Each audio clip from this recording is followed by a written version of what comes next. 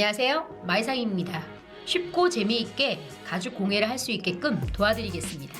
가죽 공예를 처음 할 때 많은 도구들이 필요할 수 있어요. 그렇다고 해서 그 모든 도구들을 다 살 수는 없고 가장 기본적인 도구들, 꼭 필요한 도구들이 무엇인지, 신설동에 갔을 때 이 도구들은 꼭 사야 되는 것, 그런 것들 위주로 제가 간단하게 초급자들을 위해서 설명해 드리겠습니다. 제일 먼저 이 재단판이 필요합니다. 가죽을 자를 때 그냥 자르면 책상 위에 자국이 남잖아요. 그래서 이렇게 재단판이 필요하고요. 그러면 가죽을 자를 때 우리가 일반적으로 종이는 가위로 자르게 되는데 이렇게 가위로 자르면 재단면이 매끄럽질 않아요. 그래서 이 가위는 사지 않습니다. 그러면 뭘로 자르냐? 칼로 자릅니다. 가죽은. 그래서 칼을 보시면 칼은 이렇게 구두칼이 있어요. 그래서 구두칼 보시면 이렇게 생겼어요.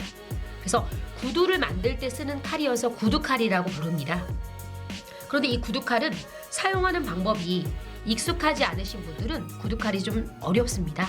그래서 구두칼은 가격대가 6,000원에서 비싸면 5만원까지도 있는데 초급자들은 구두칼을 사용하는 것보다는 이렇게 커터칼을 사용하시는 게 좋습니다. 커터칼은 보시면 자, 칼날을 빼볼게요. 그래서 30도 칼날을 가진 이 커터칼을 사용하시는 게 좋습니다. 그리고 필요한 부분은 이렇게 은펜으로 가죽 위에 은펜을 체크하셔도 돼요. 은펜은 물티슈로 지워지거든요. 그래서 은펜을 가지고 커터칼로, 그럼 자가 필요할 텐데 이 자는 보시면 쇠자입니다. 플라스틱 자는 이 커터칼로 잘랐을 때 잘라질 수가 있어요. 그래서 쇠자는 기본적으로 간단한 소품을 만들 때는 30cm 자, 그리고 이렇게 15cm 자, 그리고 그래도 내가 수직을 맞추고 싶다 라고 하면 이렇게 기역자, 수직을 체크해 줄 수 있는 기역자도 있을 수 있습니다. 그래서 자는 기역자, 30cm 자, 15cm 자, 여기서 자를 구비하시는 게 좋겠습니다. 자는 이게 3개 하면 한 8,000원 정도 될 것 같고요. 가죽 위에 패턴을 올려놓고 이제 자르게 될 텐데 그때 패턴이 움직이지 않게 이렇게 문진을 사용하시는 게 좋습니다. 문진 같은 경우는 크기에 따라서도 다양한데 6,000원 정도 구입할 수 있습니다. 가죽 위에 패턴을 올려놓고 그 패턴이 움직이지 않게끔 하려면 스카치 테이프도 필요할 것 같습니다. 재단할 때 필요한 부품이었습니다. 다음은 바느질할 수 있는 구멍을 낼 수 있는 그리프에 대해서 설명하겠습니다. 가죽에는 구멍이 없어요. 그렇다고 해서 바늘로 매번 구멍을 뚫어서 바느질을 할 수가 없습니다. 그래서 그리프는 이렇게 10날, 5날, 2날 이렇게 한 세트로 구입하셔도 되고, 소품을 위주로 하고 아주 작은 걸 위주로 한다 라고 했을 때는 5날과 2날 또는 이렇게 10날과 2날을 구입하시면 좋은데요. 이렇게 두 개에서 저렴하게는 3만원에서 또 비싼 그리프도 있어요. 그래서 이 비싼 그리프일 때는 비싸면 50만원까지도 갑니다. 초급자들한테 추천하는 건 10날하고 2날을 구입하시고, 그리고 가격대는 3만원 선에서 구입하시는 게 좋습니다. 가끔 이 그리프로 치기 어려운 부분은 송곳을 가지고 하나 정도의 구멍은 송곳으로 뚫어주는 것도 좋습니다. 자, 그럼 이렇게 그리프를 가지고 이제 구멍을 내는데요. 그 구멍을 내는 걸 펀칭한다고 얘기하고요. 또는 목타 친다라고 표현합니다. 그래서 목타를 칠 때 그냥 책상 위에서 치는 게 아니라, 재단판 위에 치는 게 아니라 이렇게 우레탄, 자, 이렇게 해서 PVC 판에서 쳐주게 되는데요. 이렇게 해서 그리프를 놓고 망치를 이용해서 칩니다. 그럼 이 망치는 플라스틱 망치도 있고 이렇게 속에 납이 들어있는 납볼 망치도 있습니다. 그래서 납볼 망치가 머리가 무겁기 때문에 그리프를 칠 때 좀 더 편안합니다. 망치는 대략 구입 가격이 12,000원 정도 되고요.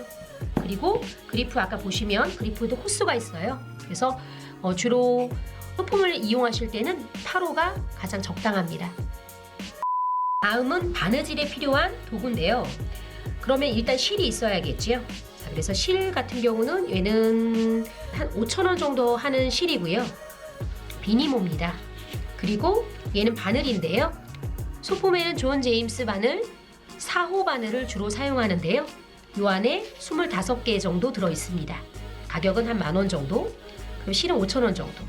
그래서 요거 두 개를 추천하고요. 이 실의 특징은 왁스가 실에 발라있기 때문에 이미 묻어있어서 따로 왁스를 바르지 않아도 좋습니다. 그런데 이렇게 링카블레, 프랑스 실인데요. 이 링카블레를 수제 수공예 할 때 가장 많이 사용하게 되는데요. 고급 실로.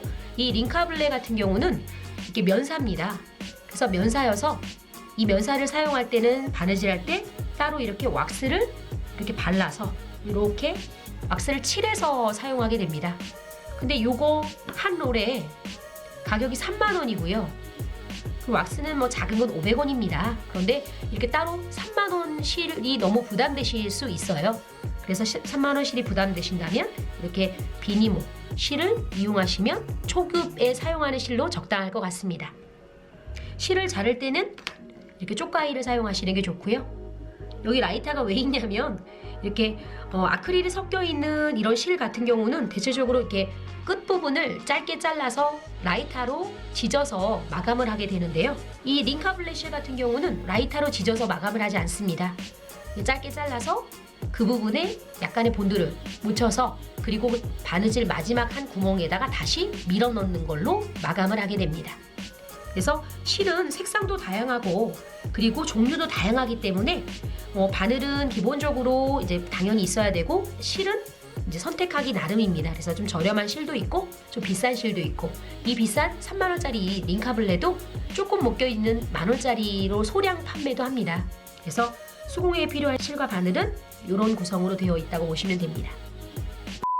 다음은 마감재입니다. 베지터블 가죽을 사용하느냐 크롬 가죽을 사용하느냐에 따라 마감재가 많이 달라질 수 있습니다. 그리고 나는 엣지 코트를 따로 바르고 싶지 않고 이렇게 토코놀로 마무리하고 싶은 경우도 있습니다. 그래서 일반적으로 베지터블 가죽을 사용할 때는 이렇게 토코놀 한번 열어보겠습니다. 이렇게 크림처럼 되어 있는데요. 토코놀은 글쎄요 한 가격이 한 20,000원 정도 했던 것 같은데요. 이 토코놀 보면 무색도 있고 뭐 검은색도 있고 갈색도 있습니다.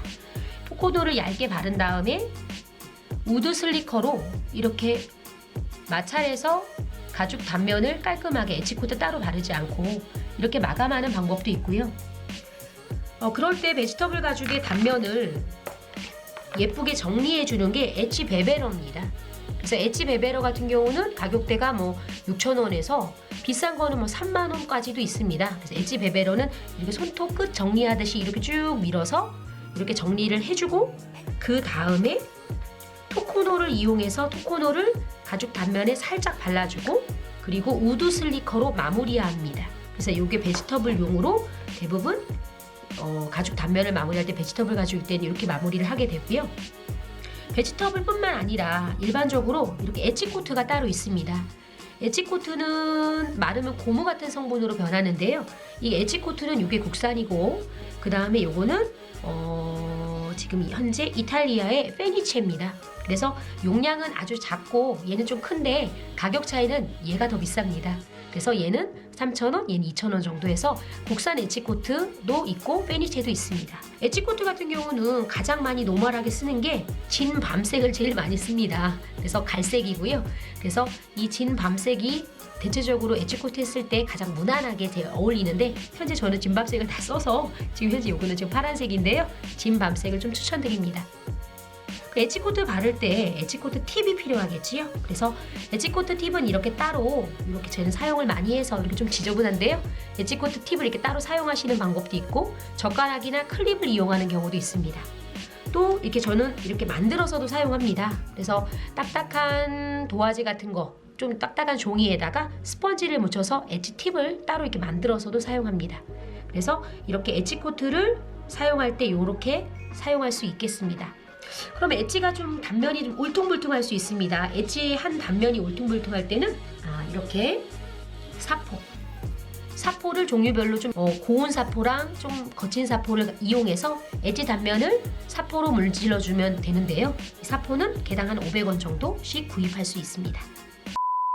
다음은 가죽과 가죽을 접착하거나 가죽과 천을 접착하는 접착제에 대해서 설명해 드리겠습니다. 수성이 있어요. 이게 수성은 냄새도 안 나고 아주 좋은데요. 보시면 얘는 인터콤인데요. 수성 본드입니다. 가죽과 가죽을 부착하는 인터콤이 일반적이고요. 그리고 최근에는 이렇게 가죽과 천을 부착하는 인터콤도 출시됐습니다. 그래서 이 두 개 정도는 용량이 좀 꽤 많아요. 그래서 아주 오랫동안 쓸 수 있어서 저 같은 경우는 양도 많기 때문에 이렇게 약국에서 파는 물엿병에다 따로 덜어서 이 인터콤을 사용하게 되는데요. 이 인터콤 같은 경우는 수성이어서 좋기는 하나 이 용량이 좀 많지요. 그래서 요거를 매번 좀 비싸요. 가격대가 2개에서 한 6만 원 정도 됩니다. 그렇기 때문에 이렇게 덜어서 팔지도 않아요. 그래서 일반적으로 아마 구입하시게 되는 건 이렇게 노란 본드를 아마 사실 거예요. 요 노란 본드는 국산은 스타본드, 그 다음에 이탈리아는 이렇게 캔다본드가 있습니다. 그래서 이렇게 노란 본드를 사용하게 되는데 가격은 한 2,000원 정도에서 3,000원 정도면 구입할 수 있고요. 이렇게 본드 통을 이렇게 열어보게 되면 이 안에 이렇게 본드가 이렇게 들어있어요. 실제로 저는 좀 다른 용기로 다시 덜었는데요. 좀 편한 본드로. 그러면 이 본드를 바를 때 손으로 바르는 게 아니라 이렇게 헤라를 이용해서 본드를 바르게 됩니다. 그래서 헤라는 가격대가 1,000원 정도 되니까 헤라와 본드를 구입하시면 좋을 것 같고요.